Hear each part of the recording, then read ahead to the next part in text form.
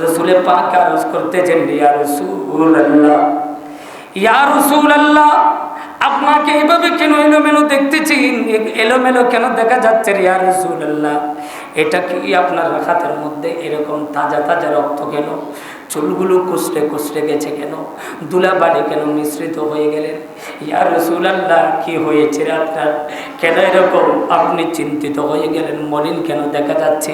আপনাকে অস্থির কেন দেখা যাচ্ছে? রাগান্বিত কেন দেখা যাচ্ছে ইয়া রাসূলুল্লাহ? এরকম যখন আরজ করলেন তখন বললেন, এ ইবনে আব্বাস, শুনো শুনো, আমার হাতে এটা কি জানো? এটা কি জানো? ইমাম হুসাইন তার সাথীদের রক্ত রে। এই ইবনে আব্বাস, এগুলো হচ্ছে আমার ইমাম হুসাইনের রক্ত এবং তার সাথীদ্বয়ের রক্ত। এই ইমাম হুসাইন আমার কাছে যে 61 হিজরিতে কারবালার জমিনের মধ্যে, কারবালার জমিনের মধ্যে যে অঘটন ঘটাবে, আমার মাহবুব নবীর উম্মতকে সেখানে শহীদ করে দেবে, আমি সেখানে গিয়েছিলাম রে, আমি সেখানে গিয়েছিলাম যেখানে আমার আমার নাতি, আমার কলিজার টুকরা হুসাইন মিন্নি ওয়া আনা মিন হুসাইন, আমি হুসাইন থেকে, হুসাইন আমার থেকে, হুসাইন আমার একটা গোস্তের টুকরা।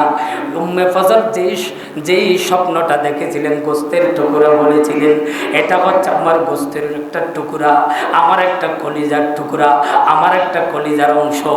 এই ইবনে আব্বাস, এই আমার কলিজার টুকরা যখন ক্ষতি হচ্ছে, ওই জায়গার মধ্যে আমি চলে গেছি রে। ইবনে আব্বাস, শুনো শুনো, তার রক্তগুলো আমি এই বোতলের মধ্যে ভরে নিয়েছি, তার সমস্ত তার সাথীদের রক্তগুলো আমি এই বোতলের মধ্যে ভরে নিয়েছি রে ইবনে আব্বাস রে। এগুলো কাল কিয়ামতের মধ্যে আমি আমার আল্লাহর দরবারে এগুলো দেখাবো। আমি আল্লাহ যখন রাগান্বিত হয়ে যাবে, আল্লাহ যখন কাহারিয়ত যখন ওনার ভিতরে যখন মিশে যাবে, আমার প্রভুর অন্তরের মধ্যে যখন কাহারিয়ত উঠে যাবে, আমার যে উম্মতের মধ্যে আমি নবীর ভালোবাসা থাকবে, কুল্লা আসআলুকুম আলাইহি আজরান ইল্লাল মাওয়াদ্দাতা ফিল কুরবা, আমার আহলে বাইতের ভালোবাসা থাকবে রে ইবনে আব্বাস।